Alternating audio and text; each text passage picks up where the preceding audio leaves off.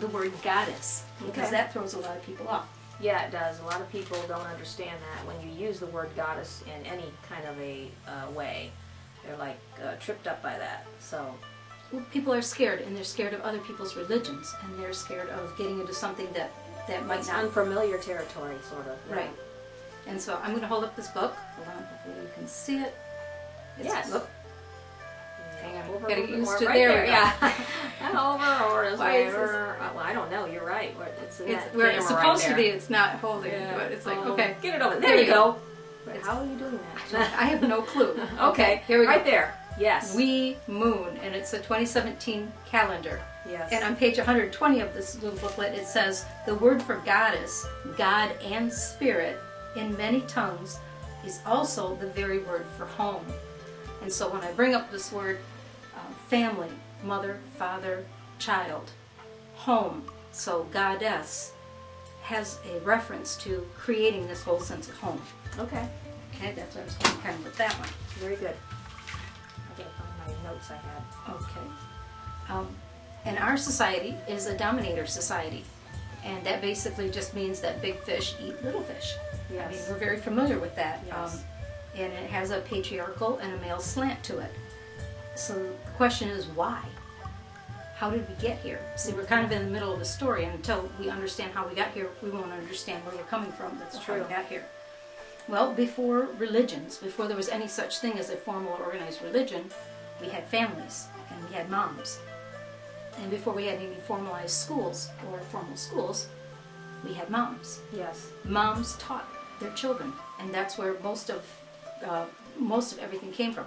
I have another great book. Hopefully I can do better with trying to get this one. Oh, look at that. Perfect. It's called The Great Sculptures of Ancient Egypt. This is a really old book. It was written in the 70s. But it's all about sculpture. And here I just kind of wanted to show, trying to get a little bit more.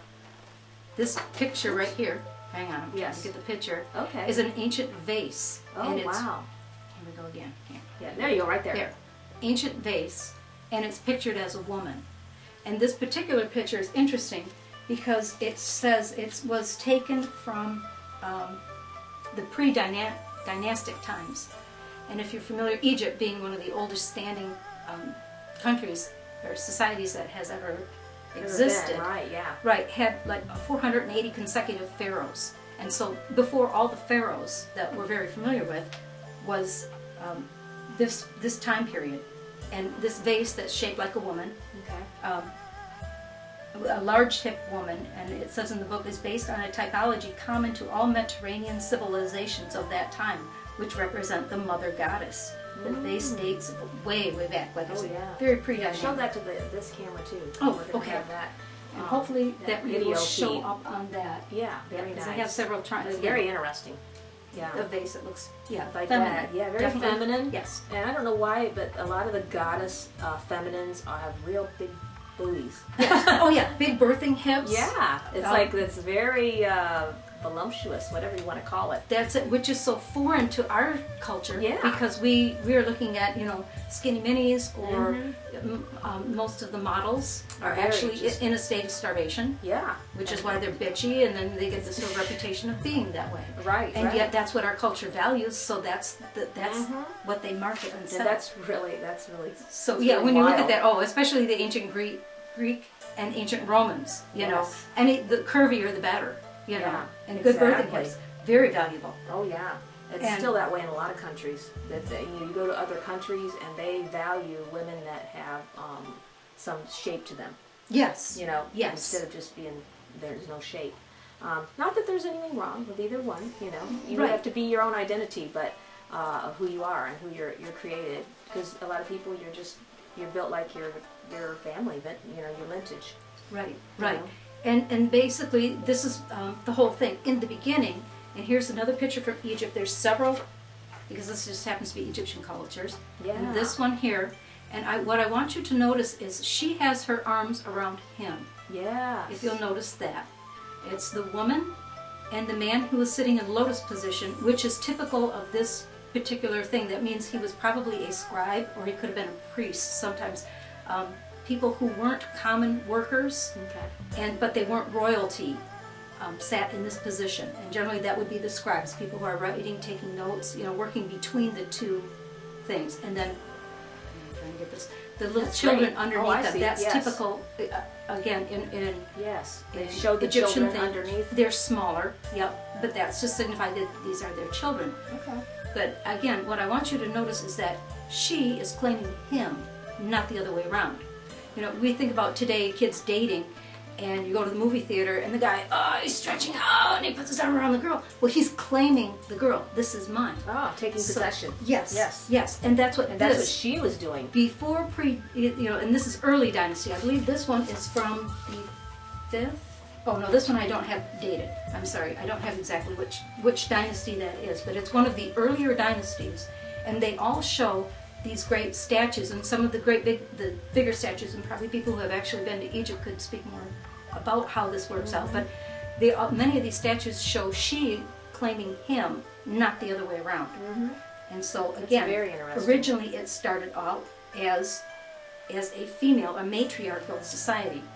Here's another interesting thing about that is kind of showing matriarch situation too. Here's something from the 18th dynasty, and this would have been, and I don't want that picture, I want this picture here, and I guess you're probably not going to be able to see it, but men's hair, and this is a picture, the artwork depict here are men rowing a boat. And on the men's hair, the hair is made like steps. It goes across this way. Yeah. And it's made like they're stepped. Wow. And that's this just actually shows this is how male's hair is normally depicted in Egyptian art. Okay. And again, this would have been prior, middle 18th dynasty. So these would have been King Tut's ancestors, if you will. Okay. His earlier ancestors, if you will. Very yeah, but in that dynasty. Okay. And then here are actually two great examples. And again, this is from the 5th dynasty. And so this is about the time that they believe the Great Pyramids were built. So this is way, way before King Tut or any of that, if you will. The first one, and again, probably won't be able to see it too great here, but again, here's a picture of a man sitting in a statue, or sitting here, and he has this typical stepped hair, typical male hair. Yeah. But on this picture over here, you'll notice he has women's hair. Yeah. And we know it's women's hair because sometimes they have those, the things that they wore underneath their crowns, and that's not what that is, because you can see the part in the hair, and you can see the lines. Yeah, so what does that mean? That means that this man was highly valued to the women in the society. Okay. They put women's wigs on the men that were valuable, to them. And to us that sounds so backwards, because nowadays we think of in a patriarchal system, we think of men claiming women. Right. But actually in the ancient times, and this is, like I say, the 5th dynasty, this artwork was dated, and it shows a man with and in this particular picture too, it shows this man wearing this wig was a priest. He was kneeling, and his hands were in a royal position. Maybe he was a royal family, or a member of the family who became a priest, possibly. Right. Or he could have been, just a priest. But he was highly valuable and valuable to women. So apparently what he was teaching, that was very important. And I have one more final example, and this too goes back to the 5th dynasty. So we're talking about the time that the Great Pyramids were built. And again, here are two pictures. Here's our man over here who has the regular hair. And again, these are not going to show up probably real close because this is old art and these are pictures. And again, this one with the typical, you can see the line in the hair and you can see that. So if you were to ask me if I was a betting person, what I would put my money on, it would be the guy with the woman's wig. Right. Was the one that was more valuable to the society at that time. Right. Because that's basically just how it went. How it went, right. That So, makes sense. We started off with a matriarchal system, and then we ended up with a patriarchal system. So what happened? And so what I suspect happened was it became a spiritual argument over who's more important to God, because men claimed that they were the sons of God, right, and women claimed that they were the goddesses, or brides of God, wives of God, that type of a thing. And this is, I think, created strife. And so I think, like I said, this is only speculation, we really don't know.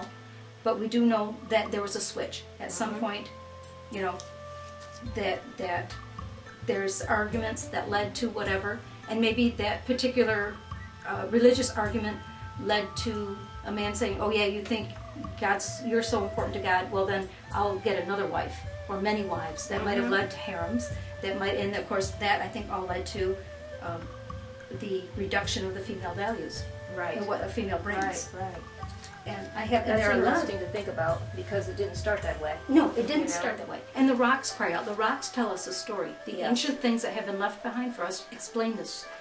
And there has been also a lot of temple ruins when they go to look for old ruins to find old societies. Now that we can kind of date them, that what we found out is that when a conqueror would come in and conquer, they would rebuild their churches or their religious places on the old sites. And so we hadn't realized that until earthquake or whatever had made us aware of this. So now we're looking at, when you excavate deeper and deeper and deeper, and they're looking for, okay, who was this great king and where are his armies? And they're not finding them. And they don't, they're scratching their head saying, this doesn't make sense. Right. Well, it doesn't make sense to a patriarchal system, but that wasn't the system that was operating at that time. At that time, right. It's a whole different system. It's a matriarchal system. Yes. And I have another little book I want to show. Okay. When God Was a Woman. Oh, The that's name of the book. When God Was a Woman. Go that way. Yeah. Keep moving in the opposite direction. Yeah, that's all right. And it's a landmark exploration of the ancient worship of the great goddess and the eventual suppression of women's rights. Wow. And this Marilyn Stone is the author of this book. But again, I haven't really read a whole lot about this, but she gets into, and she's really a detail nerdy kind of person who's written a bunch of this kind of stuff. And she has a lot of pictures and descriptions of some of these ancient things that they're finding. And they're saying, hey, wait a minute, we started out matriarch. Then we've gone and we've come into this patriarchal thing. And like I say, I think it was who's more important to God. Just like kids on a playground, my dad can beat up your dad, you know what I mean? This type of thing. So we have to prove something. And so we've gone to the part where we've gone from one extreme to the other extreme. So now what? And if I go, I said, in my divine triangle, if you will, my Holy Trinity, the third one is the divine child. Yes. So I think really the divinity in us is going to rise up, and we're all going to be the divine child, because I think that's the whole purpose of a male God, a female God, is to produce the divine child. And that's really what we're saying, even though we're not doing it right. And if you talk about, this is now the age of Aquarius, that means the age of collaboration. We've got to start working together. We can see where being polarized on issues is not solving anything. So we've really got to get to that type of thing. This is really good. So men are divine, but so are women. Creator God asks us to share in our divinity. And that's why I say I think now we're all starting to talk about this, that we want to share our divinity rather than trying to say, no, mine is better than yours. Yes. Okay, so that's why I say, I am goddess. Don't you think that a lot of the fact too that men are finally realizing that they have a female energy, they have a male energy. We all have female and male energy, and so if we really step into that and allow ourselves, you'll find that if you can connect to if you're a man and you can really connect to your female energy, you're going to see things differently. And you're going to receive things different because that's your creative side. That's the softer side, sort of. That's the different side of you. Whereas a female connecting to her male energy, that's going to bring up a lot more linear side, a more directive side of you, where you feel very connected in a different way to your situations around you. Look at things through a linear, more male energy, and you're going to see things totally different than looking at it through a female energy, which is very curvy and very circular, and it can take you all different, you're always woo going around, and so it's the balance there. So I think that is that goes right along with what you're saying, because as you're talking.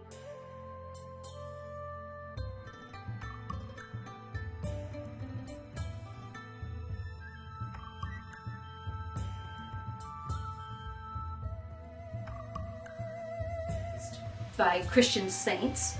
We had all the saints, the patron saints, some were real and some were urban legend, if you will, and then they were kind of a mixture, whatever they were all. And then those have been replaced because you don't hear people talking about that today.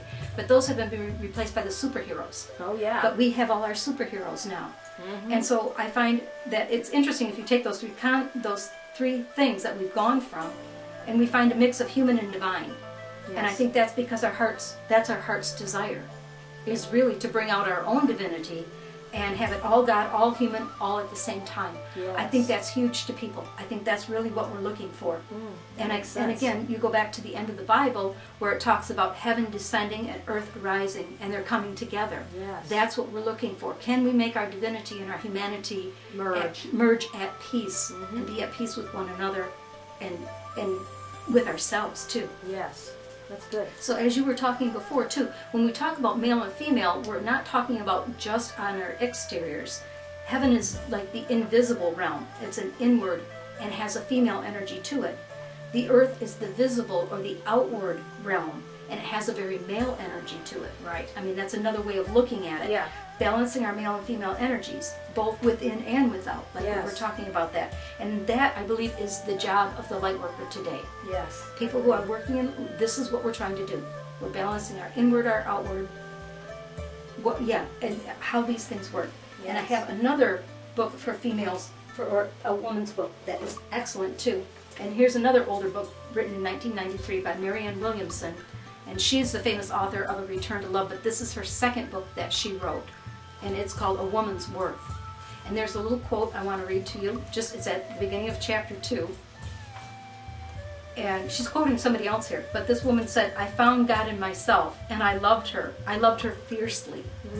That's what we're looking for. We're looking for this inner love that fiercely puts us on fire and makes us really love ourselves and love where we're at and love what we're doing. That's good. And Marianne Williamson has a chapter in this book, A Woman's Worth. Chapter 4 is called Embracing the Goddess. Oh, cool. I knew you'd love this. Oh, That's what I said. Yeah. And really, you could make lessons out of the whole chapter. It's absolutely wonderful, but it's about relationships. It's about why women choose certain men, or they keep saying, I keep repeating the same patterns. Why do I keep being attracted to the wrong thing or to something I don't want, or whatever it happens to be? And she brings a lot of light into that one. So this is another one. Marianne Williamson. This is a picture of her when she was a lot younger, because she wrote this book in '93, but it's like, great. This is awesome reading material. Awesome. If you're interested in really understanding this whole thing about the goddess. Yes. That's awesome. So I wrote that all sickness, distress, and disease, even death, is a result of an imbalance. Remember, we ate from the tree of death because we doubted our divinity. Yes. That's the exact reason. In the story that we're given of Adam and Eve ate from this apple, or ate from the tree of death, because she wanted to be like God. Right. Well, she was God, but she doubted her divinity. Yes. And so, therefore, when I say I am goddess, I'm agreeing with my divinity. Yes. That's what I want to do. Okay? Good. I'm not like God. I'm created, which is the word, Strong's words, to carve out or cut down. I'm created the same essence that what God has created, and that I was formed in a female body, if you will. Right, but I'm the same substance of God. Yes, that's good. And another way of saying this, going back to Marianne Williamson's, whose original book, Return to Love, was from A Course in Miracles. And A Course in Miracles points out that, or brings out the fact that we all come from the mind of God, and therefore we are all thoughts in the mind of God. And without me, God's mind is incomplete. Yes. That doesn't make sense. Nobody's worshiping an incomplete God. No. You know, no one. We call God omnipresent, everything, because we believe God's all of it. So without each one of us, here today, in the past, in the future, whatever, this is all the mind of God. And so we're all the thoughts of God, and without each one of us, we're incomplete. Yeah. So we can't wipe anybody else out. You know, whether it was a matriarchal system, patriarchal system, it doesn't work. So we're not going back to that, to either one. No. But now we've had a resurgence, a real resurgence, I'd say, in the last few years of this goddess movement that has really been coming back and calling you to your divinity, basically. That's what it's doing. It's calling us to our divinity. And wake up. This is who you really are.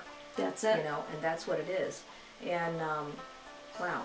So when we understand that, and that's what I say, I am goddess. I'm speaking the truth now. I'm not, I'm not going to eat I'm eating from the tree of life when I say I'm goddess. Yes. I'm going back to that tree and I'm making another decision. Yes. And I'm changing my mind. I'm making another decision. Mm-hmm. I'm following the example of Jesus, and I remove a veil of doubt, because the tree of death represents doubt, and I'm not doubting myself. That's right. And it takes nothing away from you.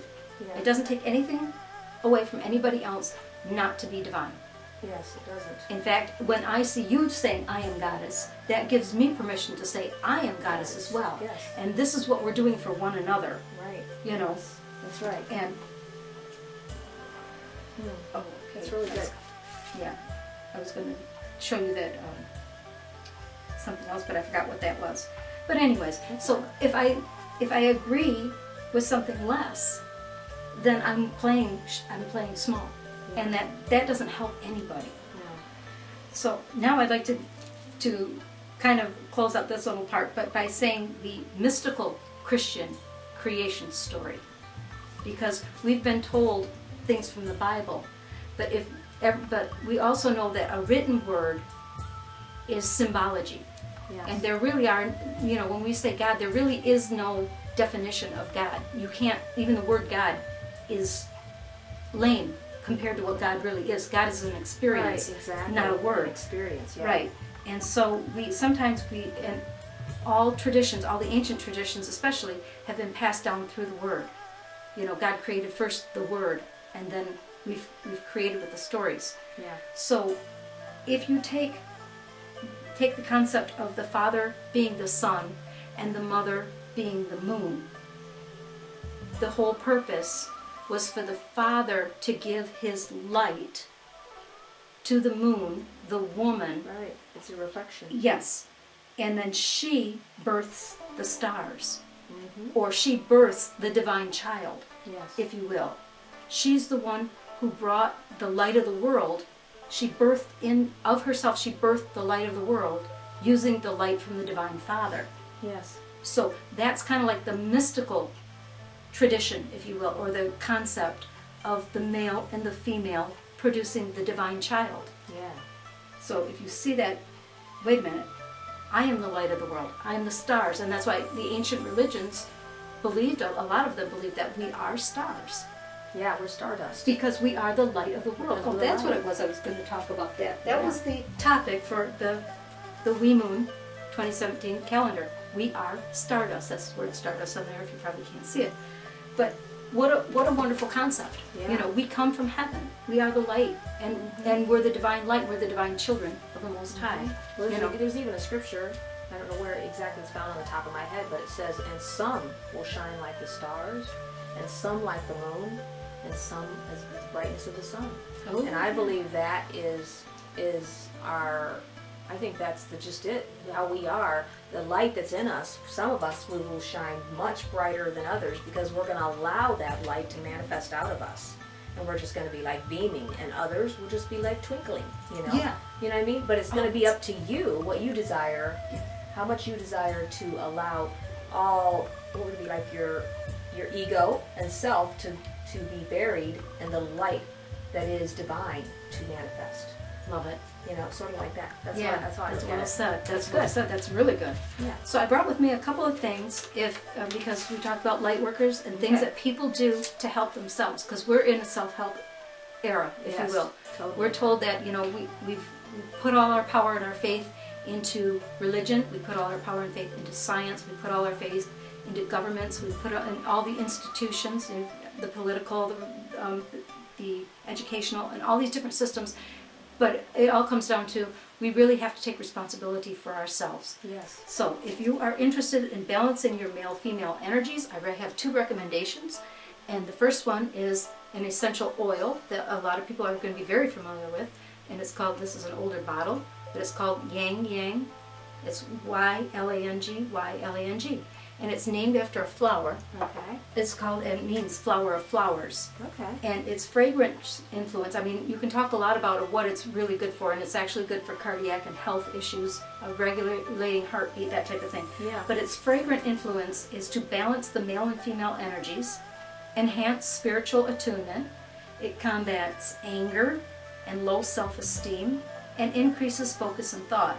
It filters out negative energy and restores confidence and peace. Oh, that's awesome. And it was traditionally used, women put it in their hair to scent fragrance for their hair. And the flower petals were used in the sheets of the newlyweds. Oh, wow. So that they would start their marriage out on the right foot. On right, yeah. So that's one of those things, comes from antiquity. It comes from the plants, if you will. They're here to help us. They want to help us, and that's what they're doing. That will do. So Yes. if you think your male-female energies are off balance, you might want to give that one a try. Okay. If you're not so much interested in essential oils, because some people don't like the oils, if you will, there's also a Bach flower remedy. And I have a sample of that one too. And I don't know if you can read that one. I'll hold it up there. And it's called rock water. That's very good. There's a couple of different ones, but this rock water is for when you're too hard on yourself. It facilitates open flexibility and a sense of balance in your approach to life. Because the biggest problem is we're so hard on ourselves. Yes. We have to stop being so hard on ourselves. Say, look, I'm going to balance my male-female energies. And if I'm balanced, I'll be more balanced with how I deal with the world and how the world is balancing itself. That's good. You know, I won't let things that happen in society take me off my own center. Yes. Because that's the whole thing. Let's get centered. Yes, that's awesome. Wow, that was awesome. Very good. Very good. You were really good. She was totally right on it. That's awesome. I really think this was really very proper timing for this. We've been talking about it, planning it, and because there's so much going on right now with the goddess energy that's out there, and stepping up into your power, who you really are. And this is what we're telling you today. This is who you really are, and balancing that male-female energy, where you feel balanced, you feel connected, and so so it's been a wonderful time, and I want to thank you for sharing with us today this wonderful information and everything. And we will be back at this another time. And I know y'all love Michelle, and we'll bring her back again with some more information later. She's so thorough and keeps us connected with what's going on with Spirit. So thank you so much from all of us, from me, from Michelle. Thank you. Thank you. And thanks for listening. And you have a fantastic day, and we'll be back again later. Have a wonderful day. Love y'all. Bye.